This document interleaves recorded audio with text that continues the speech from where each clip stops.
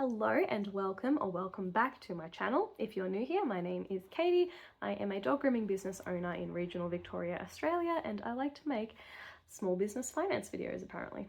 This obviously, as you can tell from the title, is the February recap. To recap the goals that I have for 2025, they are to get out of debt, to save up my BAS accruals, and to finally make a profit again.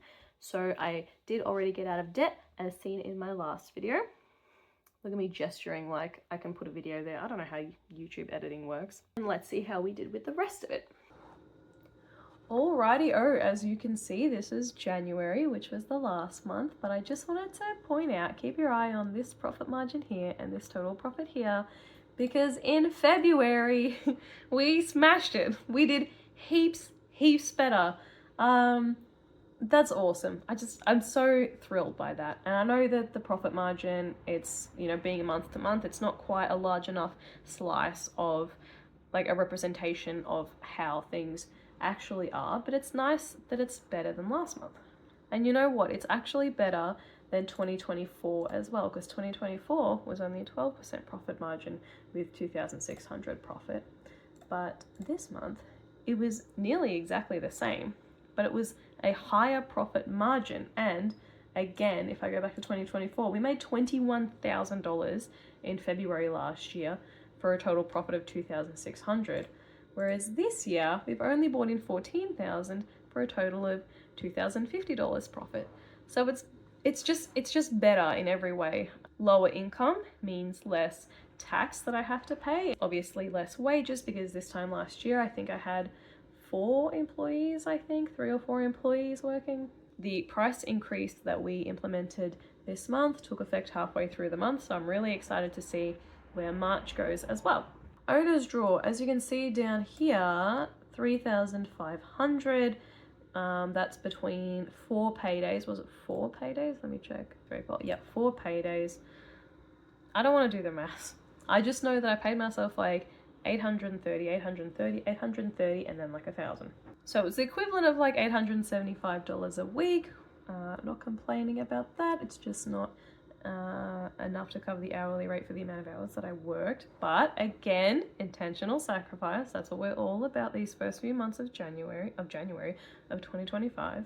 Taxes and super, as you can see, still a massive chunk because I'm sending these $900 a week payments. My owner's draw, again, like 29-30% of everything we brought in. And mind you, this profit margin is after my owner's draw. So even though my owner's draw isn't as much as I would like to pay myself, I'm still very happy with a profit margin of 14%. What I can also do though is go into this annual overview tab and show you the 2 months combined, January and February, because now we have more than just 1 month of data. We can combine them together. So in the last 2 months, we're looking at around a 9% profit margin, which I'm still very happy with, because let me show you again what it was before that.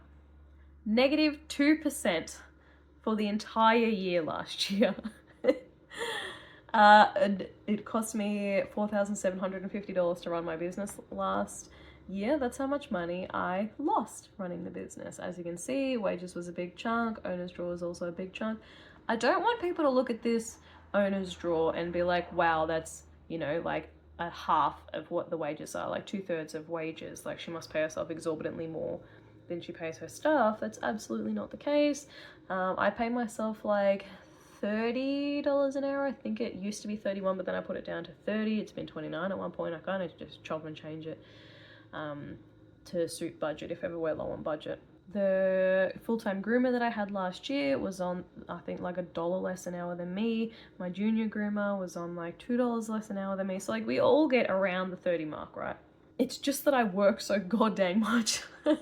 So much. So even though this is only 2 months of this year compared to 12 months of last year, I'm still really happy to see that we're rocking with a 9% profit margin when all of last year was a -2%. It's so painful sometimes looking at this like income summary of $200,000 and being like, where does that go?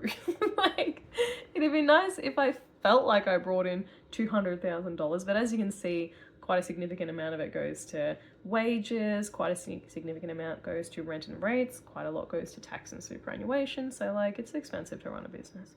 Let's go over our major wins, our review of the month, and what was the other thing? And the plan changes that are coming next month. Major wins.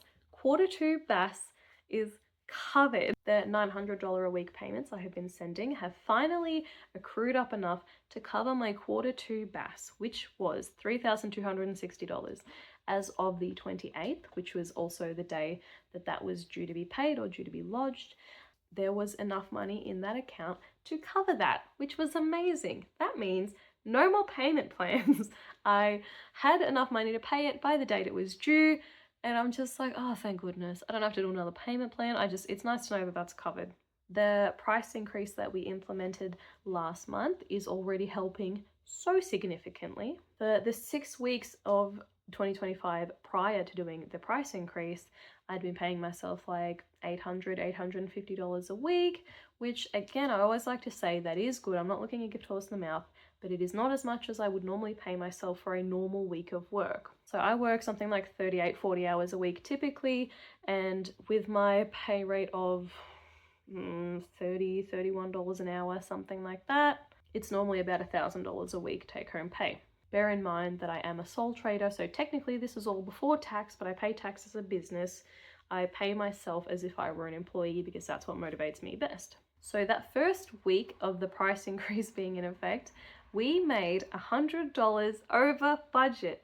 I just finished my first week of work, full week of work, since the price increase. So the price increase came into effect this week, and I'm $100 over budget this week. I decided to add a little personal review section to these recaps because I feel like that's really important.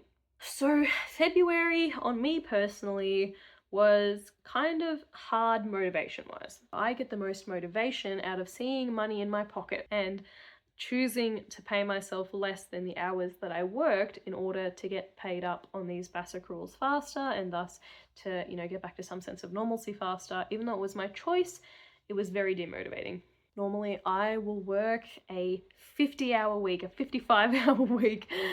If I know that I'm getting paid for every single extra hour that I'm putting in, I'll work my butt off as long as I'm getting paid for it. So it kind of sucked not being able to pay myself for all of the extra hours that I put in, but again, that's a choice that I made for myself, and knowing that there's a light at the end of the tunnel helped a lot in staying consistent and dragging myself out of bed every morning when I really lack that motivation to go to work. I'm making it sound like I don't enjoy my job. I do enjoy my job, I just don't enjoy not getting paid properly. Business owners, right? Who else except us doesn't pay ourselves appropriately? Probably actually a lot of dodgy business owners out there, actually. Another thing I struggled with was low energy and feeling burnt out. I do have Crohn's disease, so that might have had something to do with it. But I also can't blame that entirely because I do have an atrocious diet. So my mental health this month, I feel like it was okay. There were some low points, obviously, but like I said, I had low energy. I was burning out a little bit. I didn't really have the motivation to keep going, but mostly it was just the stress of being so busy. We're booked out 3.5 months in advance, which is awesome, but I would rather be able to be flexible with my clients. Like if they need to reschedule or anything, I'd rather be able to accommodate that.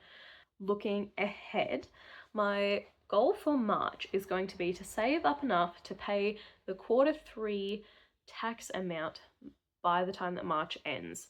Q3 is January, February, and March, so they've been accruing, and obviously we're still in Q3 at the moment, being that it's the 1st of March today. But they stop accruing by the end of the month, and then we move into Q4, which is April, May, June. So Q3 is probably going to be somewhere around the $4,000 mark. I'm a little bit in credit in my tax account at the moment, so if I just keep sending $900 a week, that's 4 payments. By the end of the month, there should be enough in there to pay the Q3. Not that it will be due at the end of the month, it's just that, like I said, it stops accruing at the end of the month. So I'm looking forward to starting April with a clean slate. That's going to be so nice, and it's really, really, really motivating to know that I only have to slog for 1 more month. And it's not even 1 more month, it's just this month. That's all I have to slog for, and then finally things are going to calm down a little bit.